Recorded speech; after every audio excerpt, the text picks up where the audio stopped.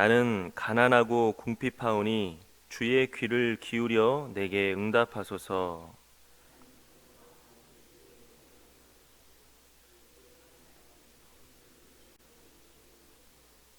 주여 내게 은혜를 베푸소서. 내가 종일 주께 부르짖나이다.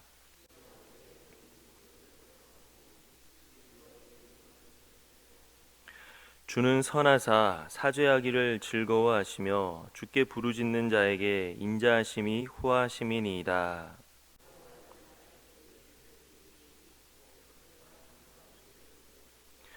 나의 환난 날에 내가 주께 부르짖으리니 주께서 내게 응답하시리이다.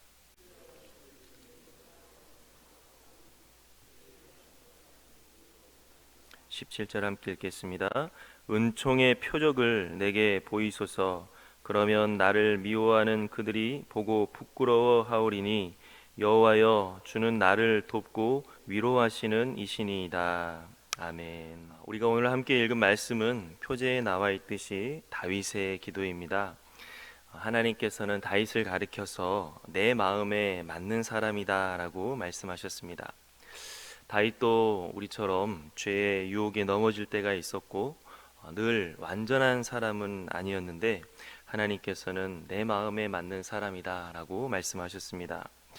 그것은 아마 다윗이 하나님 앞에서 겸손했으며 하나님을 진실로 사랑하는 사람이었기 때문일 것입니다. 우리가 오늘 함께 읽은 다윗의 기도를 보면 하나님을 향한 그의 마음이 잘 드러나 있습니다. 한번 1절부터 4절까지 다 같이 한번 읽어보도록 하겠습니다.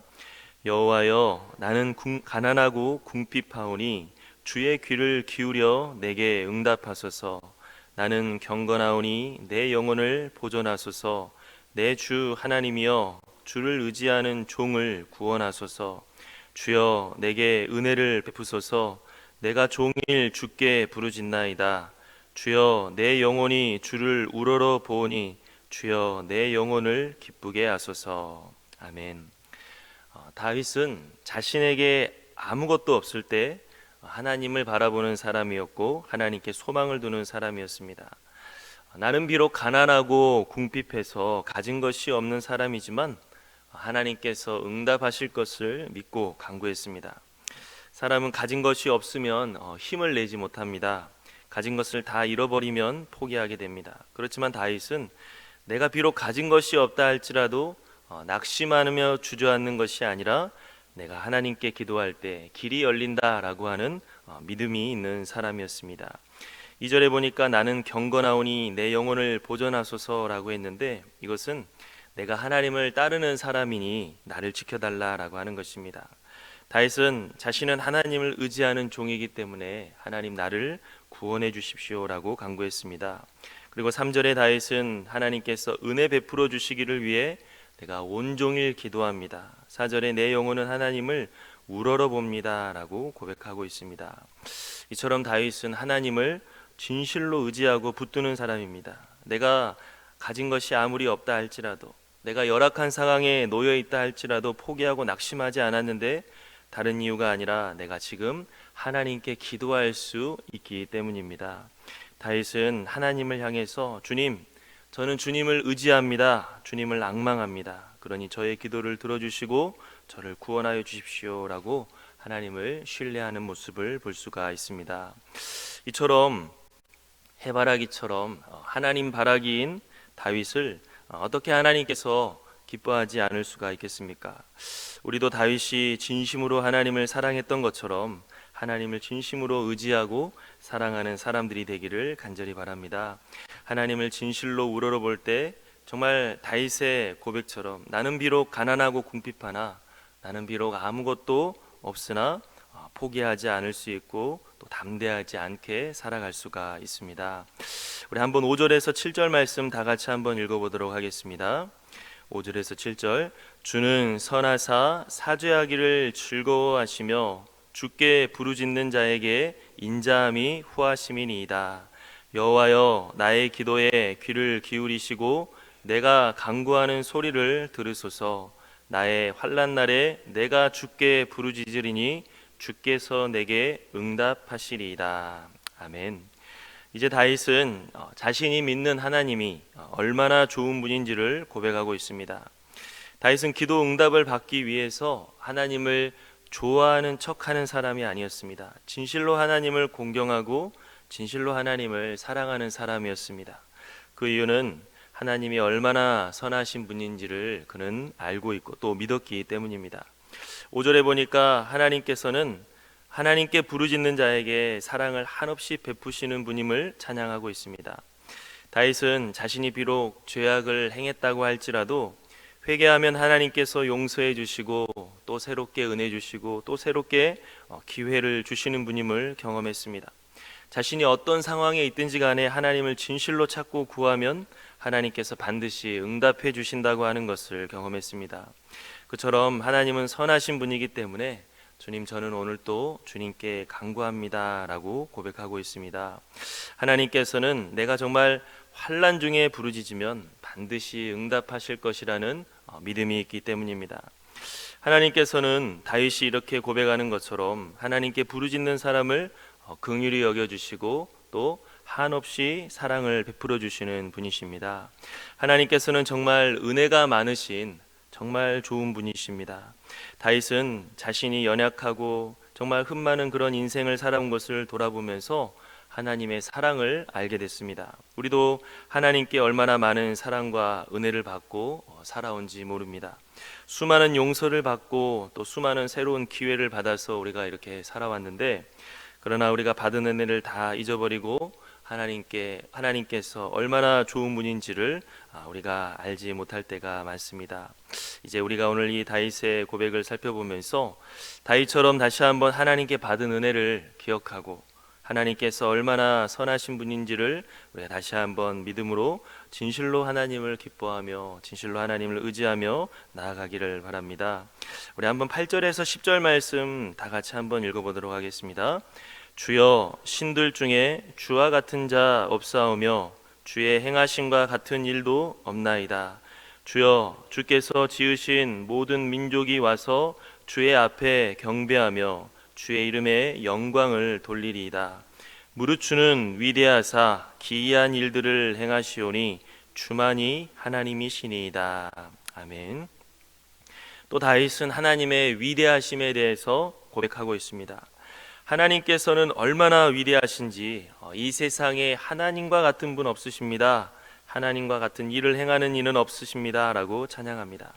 이 세상 사람들이 다 눈이 멀어서 우상을 숭배하고 하나님을 찾지 않고 있지만 하나님의 위대하신 정말로 그러한 통치를 제대로 알게 된다면 열방은 하나님을 경배하게 될 것입니다 라고 했습니다. 하나님이 어떤 분이십니까? 이스라엘이 애굽에서 정말 구원하기 위하여 10가지 재앙을 내리고 홍해를 가르신 분이십니다. 여호수아가 기브온이라고 하는 곳을 구원하기 위해 아모리 족속의 5왕과 싸울 때 큰 우박 덩어리를 내리시고 태양을 멈추게 하셔서 적들을 물리치게 하신 분이십니다. 미디안과 그 연합군이 이스라엘을 지배하고자 할 때 사사 기드온과 300명의 군사들로만 13만 5천 명의 군대를 물리치게 하신 분이십니다. 이 밖에도 하나님께서는 이스라엘을 구원하신 그러한 일을 살펴보면 놀라운 일들이 너무나도 많이 있습니다. 다윗은 하나님께서 이스라엘을 구원하시기 위해서 이처럼 기이한 일들, 놀라운 일들을 행하신 것들을 생각하면서 하나님은 위대하신 분임을 믿었습니다. 그래서 그 위대하신 하나님께서 자기에게 닥쳐온 어떤 위기와 문제라고 할지라도 능히 해결해 주실 수 있다는 믿음을 가지고 기도함으로 나아가는 것입니다. 그래서 다윗 자신도 양을 지킬 때 사자나 곰으로부터도 물리칠 수가 있었고 또 거인 골리앗과 싸워서도 물리치는 은혜를 경험하게 됩니다. 예수님께서도 우리에게 기도할 때 믿음이 있어야 된다라고 말씀하셨습니다. 기도하고 구하는 것은 받은 줄로 믿으라. 그리하면 너희에게 그대로 되리라고 말씀하셨습니다. 우리도 성경에서 증거되어 있는 하나님의 이러한 위대하심을 우리도 진실로 믿고 다윗처럼 우리에게 어떠한 일이 일어난다 할지라도 어떤 일도 능히 하나님께서는 해결해 주실 수 있다라고 하는 그러한 믿음을 가지고서 하나님을 의지하기를 간절히 바랍니다. 우리 한번 11절에서 13절 말씀 다 같이 한번 읽도록 하겠습니다. 여호와여 주의 도를 내게 가르치소서. 내가 주의 진리에 행하오리니 일심으로 주의 이름을 경외하게 하소서. 주 나의 하나님이여 내가 전심으로 주를 찬송하고 영원토록 주의 이름에 영광을 돌리오리니 이는 내게 향하신 주의 인자하심이 크사 내 영혼을 깊은 수월에서 건지셨음이니이다. 아멘. 다윗은 이어서 하나님의 도를 가르쳐 주시기를 기도하고 있습니다. 이것은 다윗이 지금 하나님께 드리는 이 기도가 잠깐 위기를 모면하는 기도가 아닌 것을 보여줍니다. 다윗은 진심으로 하나님의 진리를 따르기를 원하고 하나님을 경외하는 사람이 되기를 원합니다. 진심으로 하나님을 찬양하고 하나님께 영광 올려드리기를 원합니다. 그 이유는 다윗에게는 구원의 감격이 있었기 때문입니다. 다윗은 하나님께서 스올과 같은 그런 지옥과 같은 상황에서 건져주신 것을 경험하면서 그 마음 가운데 하나님께 감사함에 넘쳤던 사람이었습니다. 그래서 자신을 향한 하나님의 한없는 사랑을 깨닫고 그 마음 가운데 진심으로 하나님을 사랑하는 것이 가득했습니다. 그래서 내가 진심으로 주님께 받은 그 사랑에 감사해서 주님을 잘 섬기는 사람이 되게 해주십시오라고 기도하고 있는 것입니다. 보통 사람들은 하나님의 능력으로 문제를 해결하고는 싶지만 하나님을 잘 섬기고 싶어 하지는 않습니다. 그런데 어떻게 이렇게 다윗은 마음 다해 하나님을 잘 섬기기를 원했을까? 그것은 구원의 감격 가운데 하나님이 진리이심을 발견했기 때문입니다. 내가 하나님 곁에 붙어 있는 것이 복된 것이고 내가 하나님 날개 그늘 아래 거하던 것이 안전하다라고 하는 것을 알았기 때문에 다윗은 단순히 하나님의 능력으로 문제를 해결하는 것을 넘어서 내가 하나님께 떨어지지 않도록 도와달라고 하나님의 도를 알려달라고 기도를 하고 있는 것입니다. 우리들도 하나님의 능력이 우리에게 구원이 아니라 하나님 자체가 구원임을 알아야 됩니다. 하나님의 능력을 얻어 쓰는 것이 목적이 아니라 하나님과 하나 되는 것이 우리의 목적이 되어야 됩니다. 우리가 하나님과 하나 되고자 할 때 다윗처럼 이처럼 하나님 말씀을 잘 따르기를 원하는 자가 될 것이고 또 겸손히 하나님 중심으로 살고자 하는 삶이 될 줄로 믿습니다. 우리 14절부터 16절까지 우리 한번 읽어보도록 하겠습니다. 하나님이여 교만한 자들이 일어나 나를 치고 포악한 자의 무리가 내 영혼을 찾아 싸우며 자기 앞에 줄을 두지 아니하였나이다. 그러나 주여 주는 긍휼히 여기시며 은혜를 베푸시며 노하기를 더디하시며 인자와 진실이 풍성하신 하나님이시오니 내게로 돌이키사 내게 은혜를 베푸소서. 주의 종에게 힘을 주시고 주의 여종의 아들을 구원하소서. 아멘. 마지막으로 다윗은 다시 한번 자기의 어려운 상황에 대해서 하나님께 말씀드리며 구원해 주시기를 기도하고 있습니다. 지금 다윗은 교만하고 포악하고 하나님을 안중에 두지 않는 자들이 자신을 위협하는 그런 괴로운 상황 속에 있습니다. 그렇지만 다윗은 이 어려운 상황 속에서 낙심하지 않고 있으며 오히려 하나님의 선하신 성품을 의지해서 힘을 내고 있습니다.